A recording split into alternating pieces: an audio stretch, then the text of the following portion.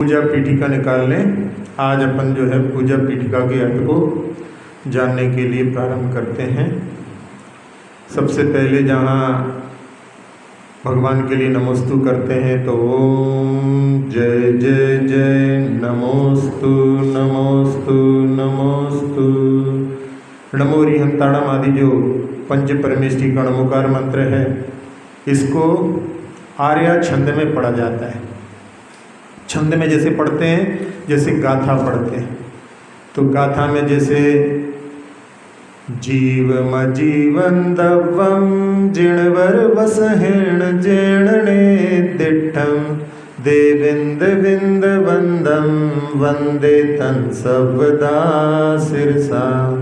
तो ऐसे पढ़ेंगे तो इसमें नमो अरिहंताणम नमो सिद्धाणम नमो आयर्याणम नमो अच्छायाणम नमो लोय सौवसाहुणम। तो इस प्रकार से पढ़ने से आर्य छंद में जो सही इसका पाठ होता है, क्योंकि ये कहाँ लिखा है, सबसे पहले षटखंडागम में आचार्य पुष्पदंत भूतवली ने जो मंगलाचरण लिखा है उसमें इसको लिखा है। पहली बार लिपिबद्ध उन्होंने किया था। वैसे तो ये अनादि निधन मंत्र है और इसको इस लय में पढ़ने का या कोई भी लय हो जिस लय में पूरा इसका सही उच्चारण होता हो तो उसमें पढ़ने में बाधा नहीं। जैसे एक पढ़ते हैं उसमें नमो अरिहंताणम नमो सिद्धाणम नमो आयर्याणम नमो अच्छायाणम नमो लोय सौवसाहुणम। परफेक्ट है, कोई दिक्कत नहीं है इसमें। लेकिन जहाँ मंत्र के रूप में इसको पढ़ने में क्या ध्यान रखना पड़ता है कि इसमें 58 मात्राएं हैं और 58 मात्राओं में यदि अपन इसकी मात्राओं को गिने तो मात्रा गिनना भी बड़ा सरल है। णा की 1, मो की 2, तो कितनी हो गई 3। फिर आ की 1, री की 1, हम की 2, ता की 2, णा की 2, तो 6 और 2 8 और 3 11 हो गए। फिर नमो में फिर 3, सिद्ध में 2, धा में 2 और नम में 2, तो 6 और 3 9, तो 11 और 9 20 हो गए। फिर नमो की 3, फिर आ की 2, या की 1, री की 1, या की 2, नम की 2, तो 2 3 6 और 2 8 और 3 11, तो कितने हो गए 31। फिर नमो में 3, फिर उव में 1, वज में 2, झा में 2, या में 2, नम में 2, तो यहाँ पे 8 और 1 9 और 3 12, तो कितने हो गए 31 और 12 43। और 43 के बाद में नमो में 3, लोहे में 3, तो 43 और 6 49। 49 के बाद में सौ में 2, वा में 1, सा में 2, हु में 2, नम में 2, तो 2 2 4 2 6 और 2 8 और 1 9, कितने हो गए 49 और 9 58। तो 58 मात्राएं होती हैं इसमें। तो इसमें क्या हमने गिना, देखो लोहे का जो ए है उसको एक मात्रिक गिना है। वैसे जो संस्कृत में संधि अक्षराणी नित्य दीर्घाणी, संधि अक्षर जितने भी होते हैं वो दीर्घ होते हैं, लेकिन प्राकृत में जो संधि अक्षर हैं, संधि अक्षर यानी आ और ई मिलकर के ए बनता है, लेकिन यहाँ प्राकृत में ये लघु भी होता है। तो यहाँ पर क्या है, लोहे में लोहे को आप खींच नहीं सकते, यानी वो लघु है। दीर्घ में जो है बड़ा होता है और प्लुत में तो और बड़ा हो जाता है। जैसे मंत्र के रूप में यदि अपन इसको पढ़ेंगे तो इसमें जो है अपने को लोहे में ध्यान रखना है कि जल्दी से उसका उच्चारण हो। तो नमो अरिहंताणम नमो सिद्धाणम नमो आयर्याणम नमो अच्छायाणम नमो लोय सौवसाहुणम। तो ये जो है जल्दी से लेना है।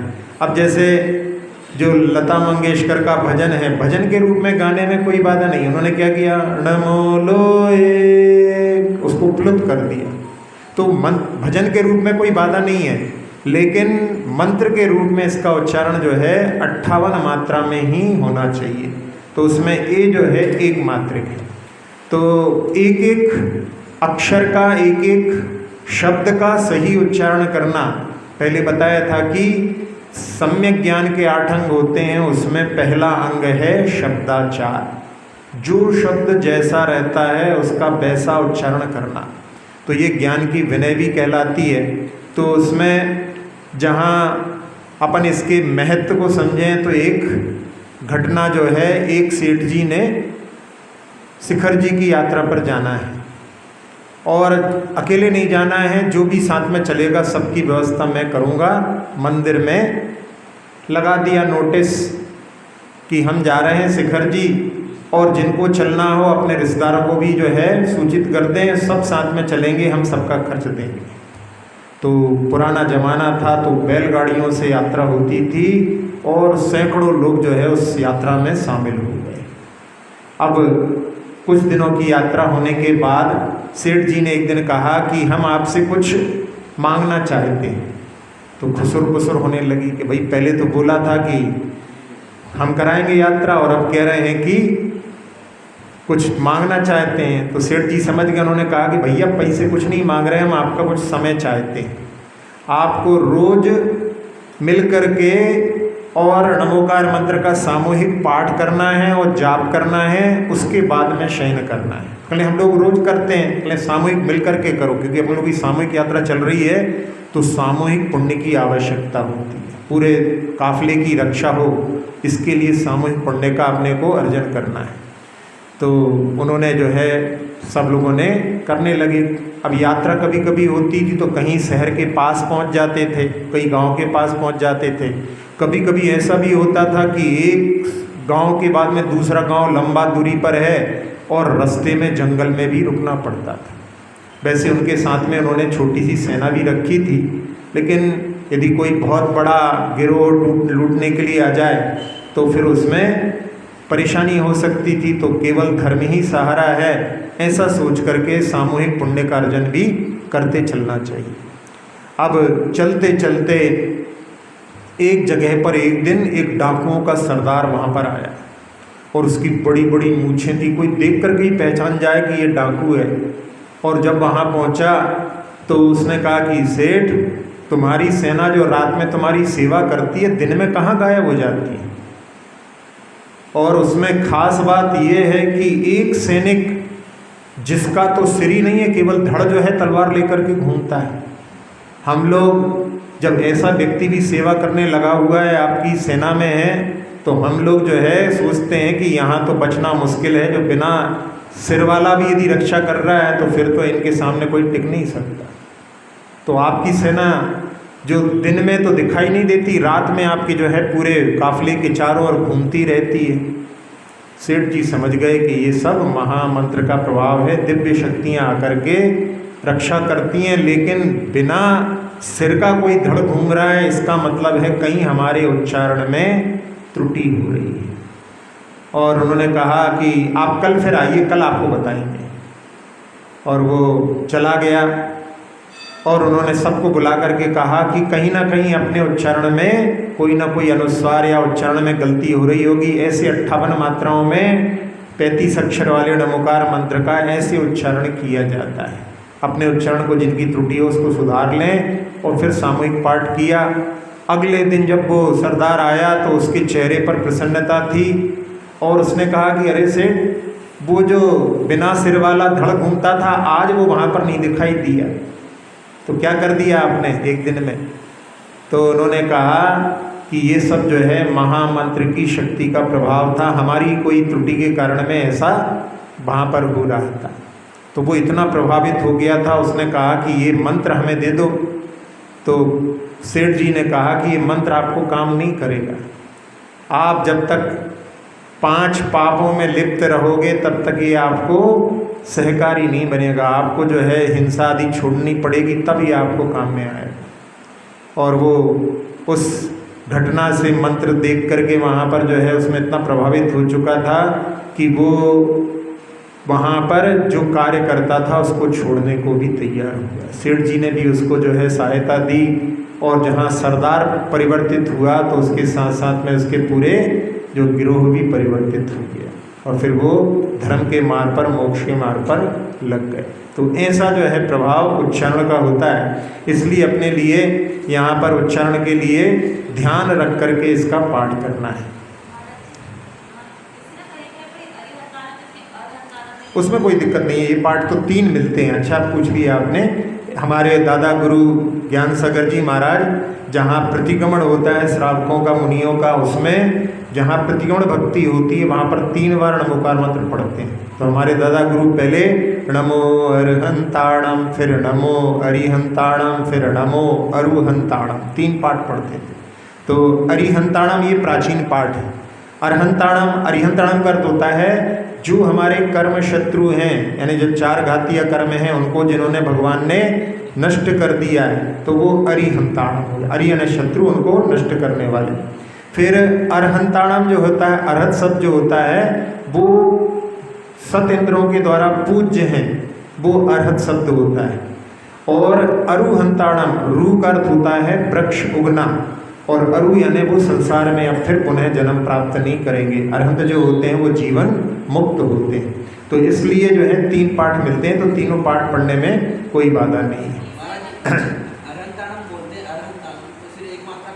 नहीं, री और रा में कोई अंतर नहीं है। जिसमें जो री छोटी है और रा जो है उसमें कोई अरहंताणम और अरिहंताणम में कोई दिक्कत नहीं है। हाँ, अरु में भी रू छोटा है तो उसमें भी कोई दिक्कत नहीं है। हाँ, इसमें जो है आयरी आणम जो है, मतलब जो है इसमें छोटी ही है, तो वो आयरी आणम, जैसे कहीं कहीं पर आयरी आणम लिखा है, तो वो मतलब ये जो है पाठांतर चल रहे हैं तो उसमें दोनों पाठ पढ़ सकते हैं। वैसे आयरी आणम ई जो है, छोटा ई वाला जो पाठ जो है मूल पाठ कहलाता है। तो जहाँ नमोकार मंत्र जिसमें कि 5 परमेष्ठियों को नमस्कार किया गया है, आप लोगों को सुनकर के आश्चर्य होगा कि वैसे भले ही जैनों की संख्या कम है, लेकिन इसका जो है उच्चारण करने वाले में जैनों ने जो है महारत हासिल की है। पूरे विश्व में जहाँ भक्तामर भी जो है सर्वोच्च जो है पढ़ने वालों में आया है, और नमोकार मंत्र भी। तो ऐसे जो है आप लोग इनकी आराधना करते हैं, तो इसके माध्यम से जहाँ पंच परमेष्ठि का वाचक ये नमोकार मंत्र, जिसको अनादि निधन मंत्र कहते हैं, 84 लाख मंत्रों का ये मूल है, ऐसा भी कहा जाता है। मूल मंत्र भी कहलाते हैं, और इसको अपराजित मंत्र भी बोलते हैं, और मृत्युंजय मंत्र भी बोलते हैं। तो जहाँ जो अपराजित यानी किसी से पराजित नहीं होता। एक सूरजमल जी प्रतिष्ठाचार्य थे निवाई के, और एक बार वो ट्रेन में सफ़र कर रहे थे। जिस ट्रेन में उन्होंने रिजर्वेशन करवाया था वहाँ पर एक कोई तांत्रिक उसी बोगी में सबको भगा रहा था कि सब लोग जाओ, यहाँ पे मैं चलती ट्रेन में कुछ तंत्र मंत्र करना चाहता हूँ। तो बहुत सारे लोग तो डर करके चले गए। सूरजमल जी ने कहने लगा, भैया हमने रिजर्वेशन करवाया है, हम क्यों छोड़ के जाएं, हम तो अपनी बर्थ पर बैठेंगे। तो उसने कहा कि तू ऐसे नहीं मानेगा, तेरा मैं जो है इलाज करता हूँ। तो उन्होंने कहा जो बंदर भक्ति होते हैं देने वाले बहुत से होते हैं, वो तो अपनी जो है आवर्त करके और माला फेरने लगे, और वो उसने जो है प्रयास किया, लेकिन वहाँ पर नमोकार मंत्र के आगे उसका सारा प्रयास असफल था। और बाद में फिर उसने जा कर के टॉयलेट से मारक मंत्र का प्रयोग किया। मारक मंत्र ऐसे होते हैं जो सामने वाले को मारने के लिए छोड़े जाते हैं, लेकिन सफल नहीं होते, तो स्वयं भी उसमें जो है व्यक्ति मरण को प्राप्त हो जाता है। और ऐसे ही हुआ कि एक स्टेशन पर जो लोगों ने देखा तो उस वहाँ पे टॉयलेट में वो तांत्रिक मरा हुआ पाया। तो उसमें कि उसने मारक मंत्र का प्रयोग किया था, और वो नमोकार मंत्र के सामने कुछ भी करने में समर्थ नहीं हो पाया। तो ऐसा जो है नमोकार मंत्र, जिसमें कि जो मारक मंत्र भी जो है जिसके सामने असफल हो जाते हैं। ऐसा ही एक कथानक पांडव पुराण में भी आता है। पांडव पुराण में जहाँ कथानक के रूप में कहा है कि वहाँ पर जब एक गंधर्व राजा ने दुर्योधन को पकड़ लिया और अर्जुन उसको छुड़ा करके लेकर के आए, तो उस समय में जहाँ 5 पांडवों के प्रति कौरवों के मन में द्वेष भाव था, तो उन्होंने वहाँ पर लज्जित हुए कि देखो ये हमको बचा के लाए हैं। पांडव थे वो हमेशा ये सोचते थे कि हम लोग 105 हैं और ये लोग जो है कि हम 100 हैं, ये 5 हैं। तो वो सबको मिला करके चलने वाले थे।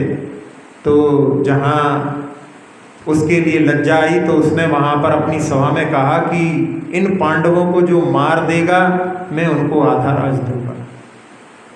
तो उस समय में एक कनकध्वज राजा था, उसने कहा कि 7 दिन के अंदर मैं इनको मार दूंगा, नहीं तो मैं स्वयं चिता में प्रवेश कर जाऊंगा।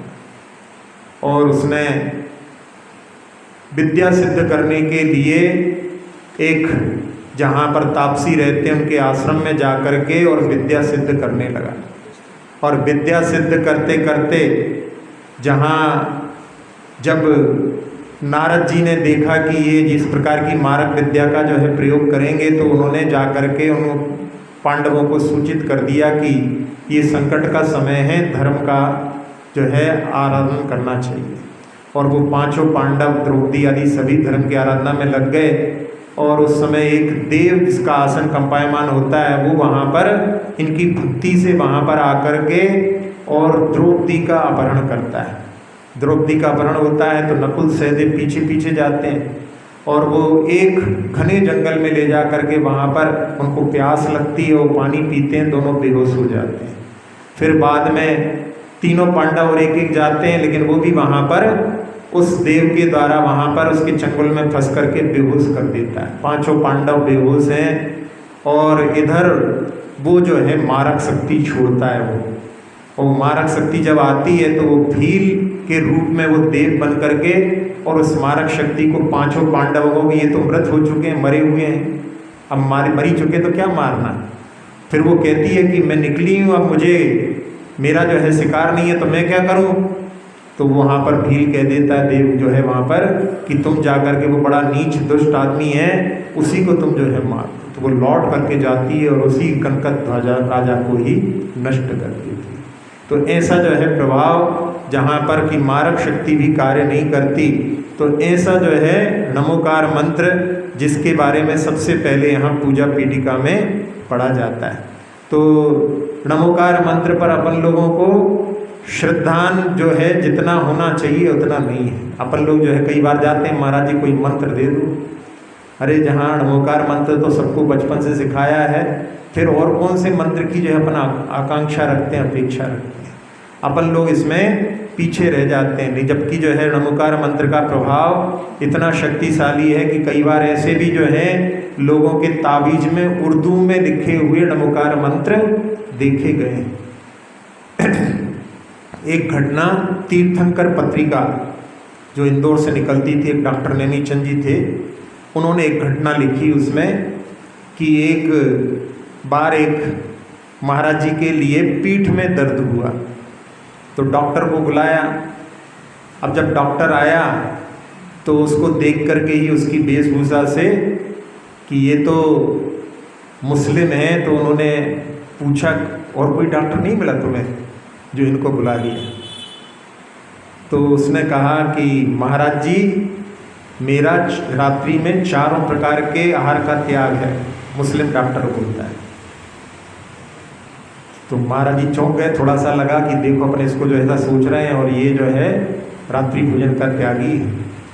फिर जब उससे चर्चा हुई तो कैसे धर्म स्वीकार किया, और महाराज ने सुना था कि जो म्लेच्छ खंड होता है, 5 म्लेच्छ खंड होते हैं, जब चक्रवर्ती वहाँ पर जाता है और वहाँ पर उनके साथ में बहुत सारे म्लेच्छ भी साथ में आ जाते हैं, और म्लेच्छ जो है वहाँ पर उसकी 32,000 रानियाँ भी होती हैं।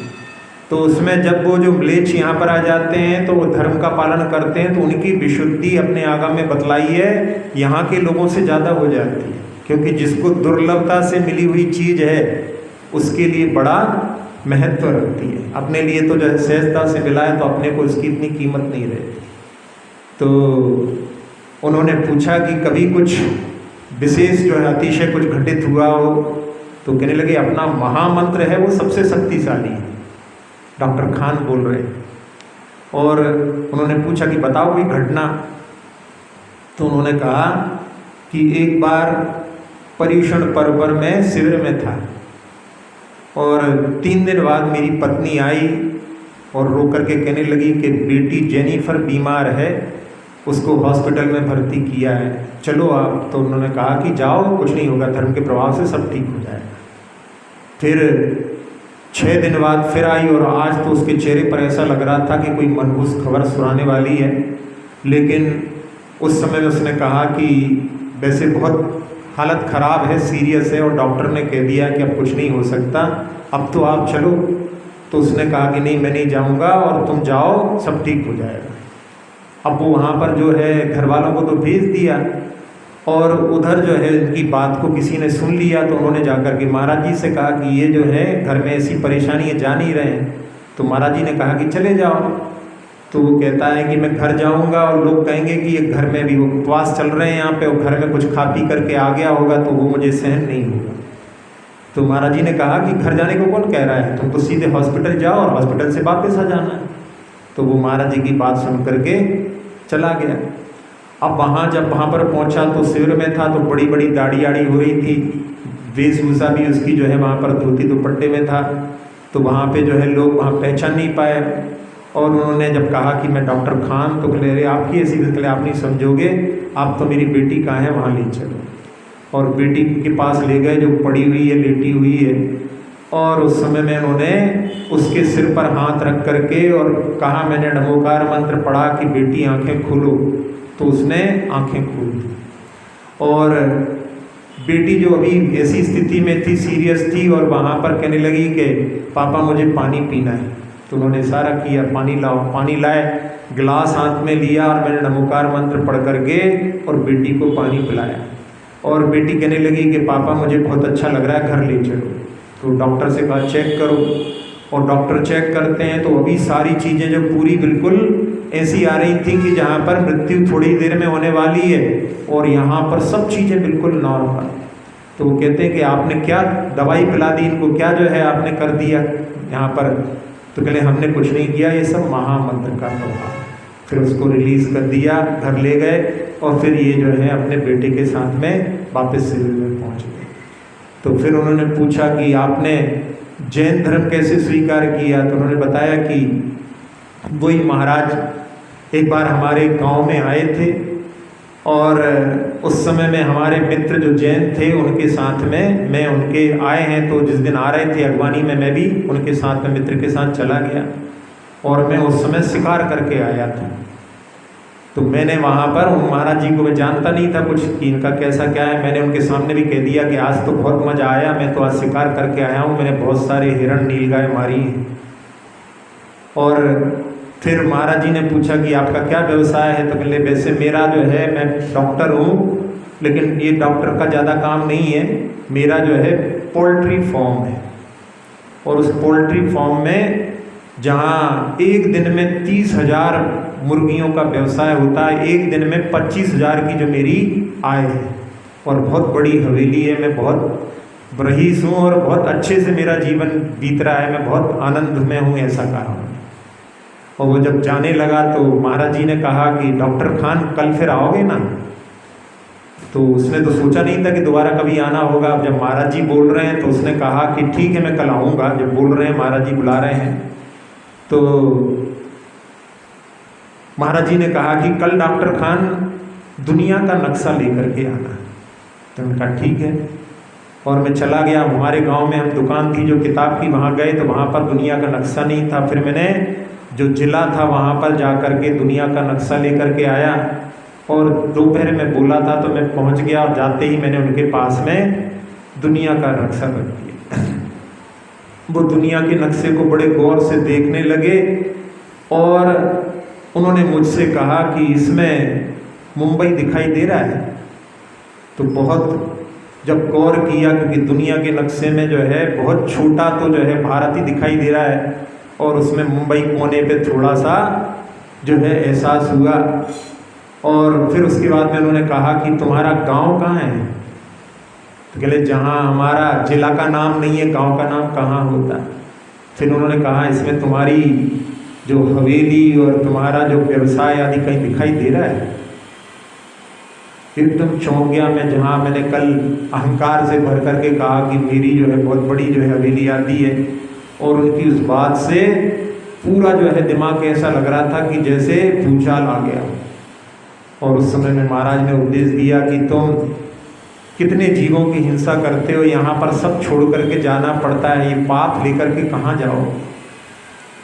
तो मैंने उस समय कहा कि आज से मैंने सारे शिकार आदि जो है करता हूँ सब छोड़ दिए, और मैं अब आपके पास तभी आऊँगा जब मैं मुर्गियों का व्यवसाय भी बंद कर दूँगा। और जा कर के मैंने अपना व्यवसाय बंद करने के लिए वहाँ पर कहा कि जितने भी इसमें जानवर हैं सबको बेच दो। और उस समय में नौकर लोग कहने लगे कि जहाँ प्रतिदिन 25,000 की इनकम हो रही है उसको क्यों बंद कर रहे हो। मैंने कहा कुछ नहीं, तुम नहीं समझोगे, सबको बेच दो। और सबको बेचने के बाद में जो वहाँ पर खड़ा हुआ था स्ट्रक्चर, उसको भी मैंने डिसमेंटल कर दिया कि खड़ा रहेगा तो कोई मेरे और दूसरे स्टार इस पर चालू कर देंगे।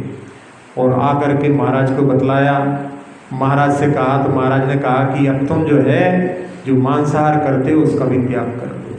तो मैंने मांसाहार का भी त्याग कर दिया। फिर धीरे धीरे उनके संपर्क में रहा तो मैंने रात्रि भोजन भी त्याग कर दिया और रात्रि में पानी भी त्याग कर दिया। तो ऐसा जो है जीवन उसका परिवर्तित हुआ, और उसमें उनकी ऐसी सिद्धांत हो गया कि जिसके माध्यम से उन्होंने अपनी जो घटना सुनाई, तो नमोकार मंत्र को अपन लोग जो है उतना जो है महत्व वाला नहीं समझते जितना कि जिसको मुश्किल से मिला है, दुर्लभता से मिला है, वो समझता है। तो ऐसे नमोकार मंत्र के लिए यहाँ पर अपन ने पढ़ा, जिसकी शुद्धि पूर्वक अपन उच्चारण करें। तो इसमें अपन इसके बाद में पढ़ते हैं ओम ह्रीम अनादि मूल मंत्रेभ्यो नमः पुष्पांजलिं क्षिपे। तो इसमें जो है अनादि मूल मंत्र के लिए यहाँ पर नमः करके और पुष्पों का क्षेपण करते हैं। अब इसके बाद में चत्तारी दंडक पाठ पढ़ते हैं। अब इस चत्तारी दंडक पाठ में भी अभी जो कुछ नई पुस्तकें आई हैं उसमें ऐसा भी पाठ मिलता है कि यहाँ पर अरिहंता ना होकर के अरिहंत मंगल लिखा रहता है। इस पुस्तक में जहाँ पर हम पढ़ रहे हैं उसमें अरिहंता लिखा है। अब आप लोग तो जो है जहाँ देखते हो तो उसमें जो लिखा है वही पढ़ने में आ जाता है, लेकिन इसके बारे में भी कि ये जो है मूल पाठ जो था वो अरिहंत वाला था।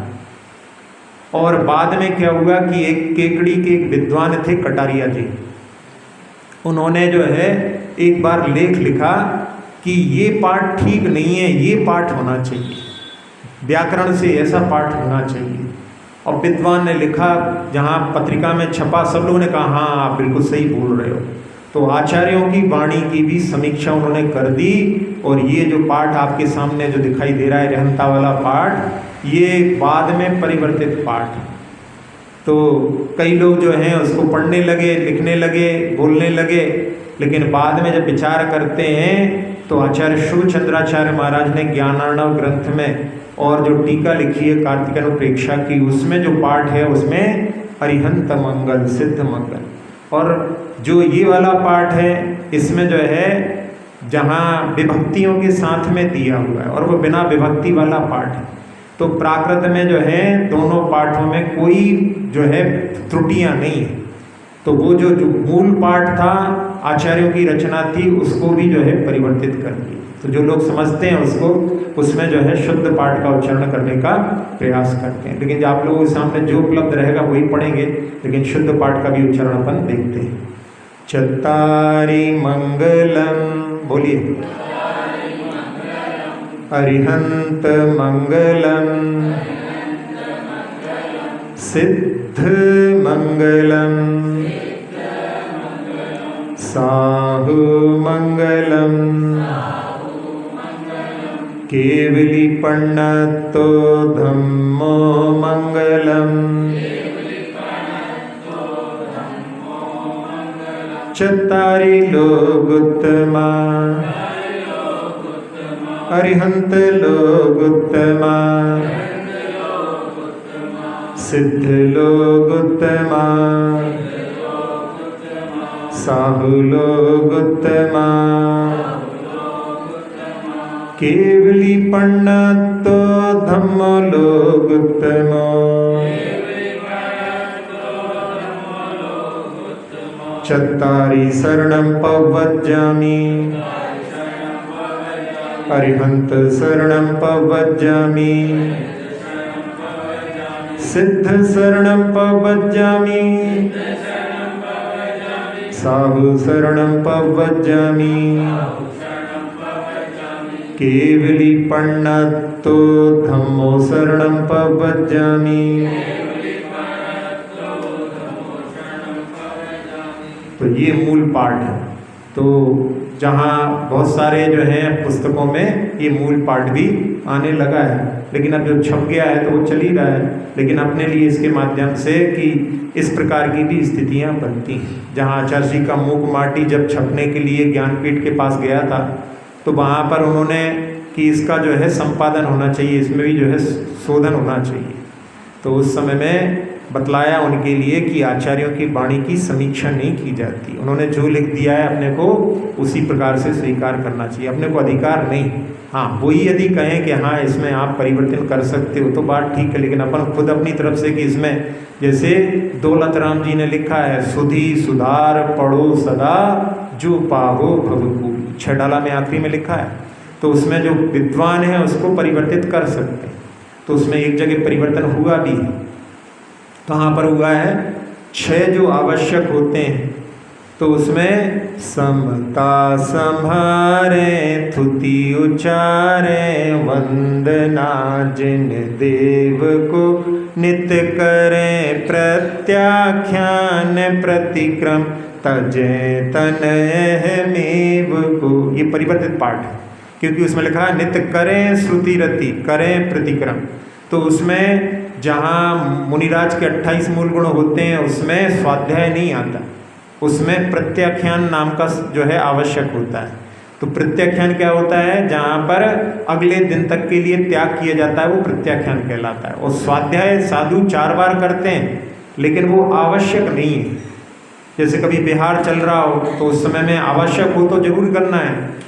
जैसे प्रतिक्रमण है, स्तुति है, वो सब सामायिक है, नित्य करना है। लेकिन बिहार चल रहा हो तो स्वाध्याय नहीं होता।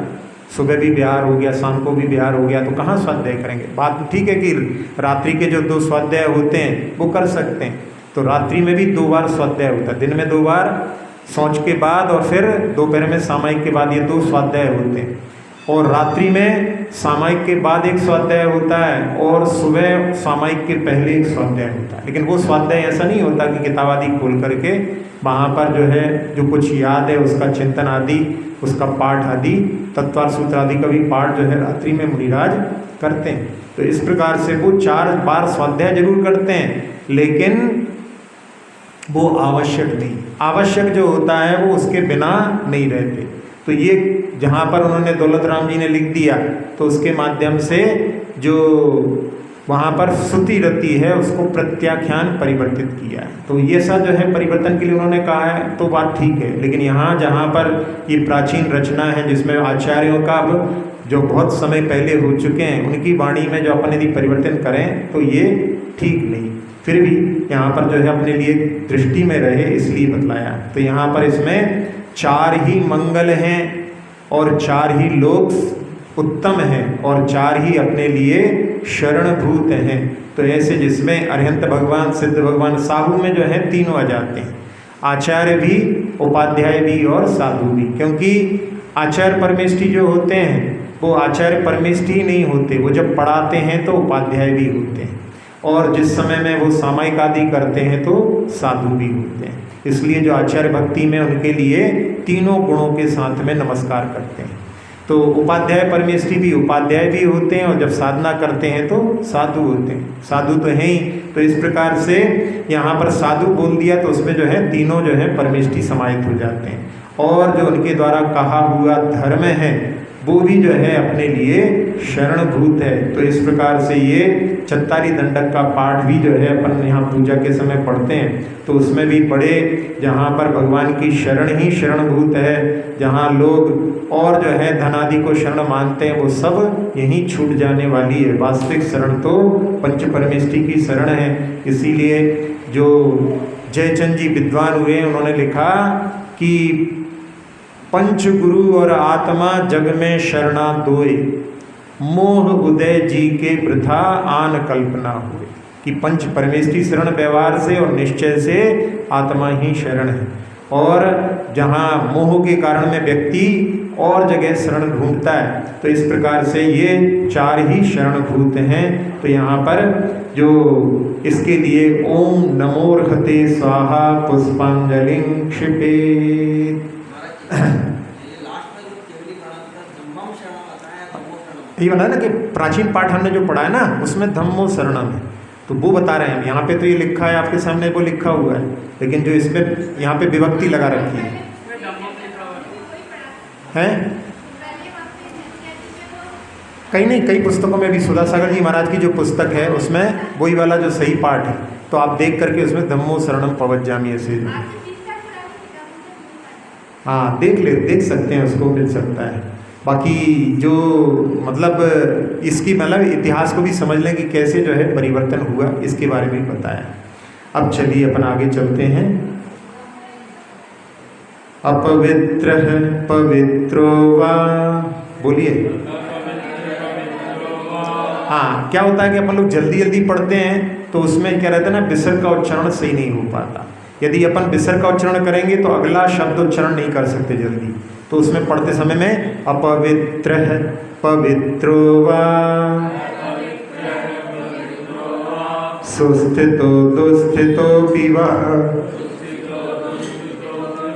ध्यायेत पंच नमस्कारं सर्व पाप ही प्रमुच्यते। हाँ पढ़िए।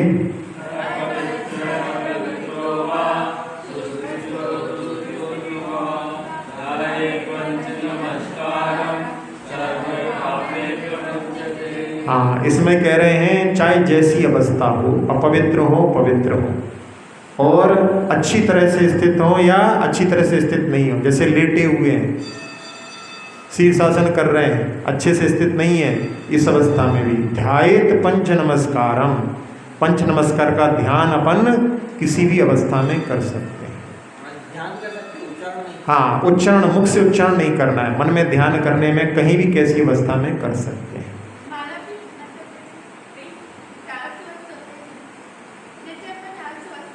हाँ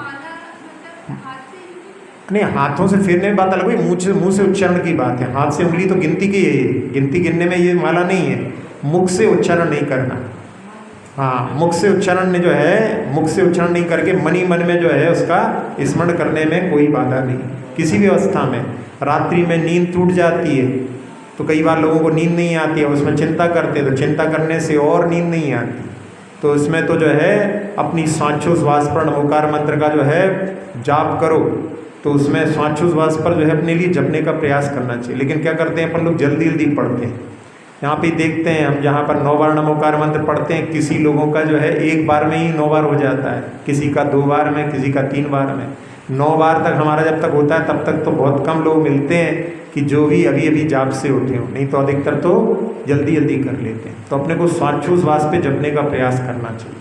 तो उसमें क्या है, श्वास अपन सहजता से लो, जानबूझ के चला के भी नहीं, जैसे ऐसे जो चलाओ ऐसा भी नहीं कि अपन प्राणायाम कर रहे हैं। सहजता से श्वास जा रही है अंदर में, और ऐसा सोचो कि नमो रियंताणम अंदर जा रहा है, और बाहर निकालो तो नमो सिद्धाणम बाहर, फिर नमो आयरियाणम में अंदर, नमो ज्ञानम में बाहर, नमो लोहे में लो, और सब सवड़म में छोड़ो।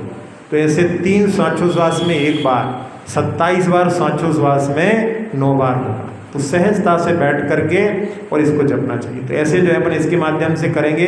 ये नमोकार मंत्र तो जो है उस पर बिठाया गया है, मूल में तो श्वासोच्छ्वास पे ही, श्वास पर ही ध्यान देना, यही ध्यान के लिए बतलाया है। तो उसके माध्यम से जहाँ कैसी भी अवस्था हो, अपन जो है नमोकार मंत्र का ध्यान कर सकते हैं, और उसके माध्यम से निर्जरा का कारण बनता है। कहा है कि नमोकार मंत्र से संपई बंधा दो, बंध की अपेक्षा से असंख्यात गुणी निर्जरा का कारण बनता है। तो असंख्यात गुणी निर्जरा केवल संकल्प से होती है। अपन संकल्प करो कि इतनी देर तक हम नमोकार मंत्र पढ़ेंगे, 1 माला तक जो है हम कुछ नहीं करेंगे, तो आपका संकल्प होगा, तो फिर वो जो है निर्जरा होगी। नहीं तो अपन सोचो कि बीच में जो है कहीं पे चले जाओ, कहीं इशारा कर दो, कहीं बोल दो, तो उसमें नहीं। संकल्प पूर्वक ही आचार्य ने जो है बतलाया कि संकल्प पूर्वक पूजा करने से, संकल्प पूर्वक स्वाध्याय करने से सब में जो है संख्यात गुणी निर्जरा होती है। लेकिन संकल्प होना चाहिए। मंदिर में आओ तो इतनी देर तक हम पूजा करेंगे, फिर सूतक पातक का भी वहाँ पर जो है प्रभाव नहीं रहता। लेकिन अपने यहाँ क्या होता है, कोई सूतक पातक हो जाए तो जल्दी खबर कर देते हैं, भाई जल्दी से मंदिर से निकलो, खाली करो। लेकिन जहाँ मंदिर में आया है उस समय में जो है उसका यदि संकल्प है तो उसके ऊपर भी प्रभाव नहीं पड़ता। तो ऐसा जो है नमोकार मंत्र का जहाँ अपने लिए संकल्प पूर्वक करना चाहिए। अपवित्र है पवित्रो वा सर्वावस्थांगतोऽपि वा य स्मरेत् परमात्मानं सा बाह्याभ्यन्तरे शुचिः। पढ़िए।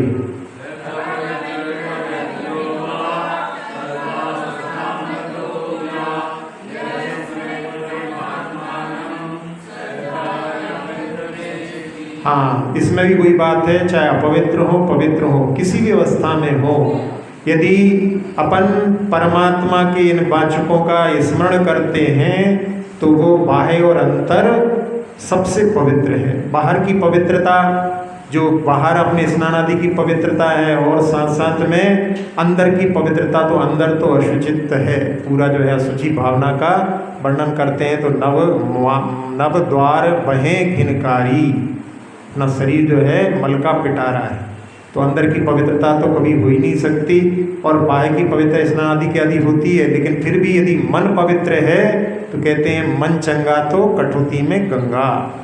तो ऐसा जो होता है, यदि मन में वहाँ पर पंच परमेष्ठी का स्मरण हो रहा है तो उसमें जो है स्मरण मात्र से भी जो है वहाँ पर सब भीतर और बाहर वो पवित्रता को धारण करता है। अक्षर पद मात्रा से दूषित वचन अगर ममहीन रहे,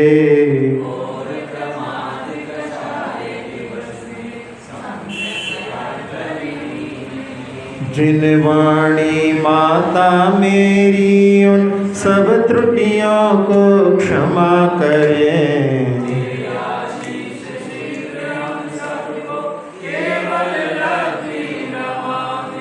प्राप्त हमें हो बोधि समाधि परिणामों की शुद्धि हो।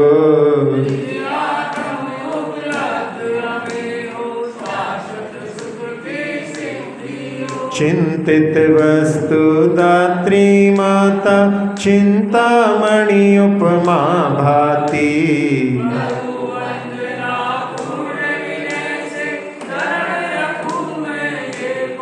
कर जिन वाणी स्तुति तन की ममता टा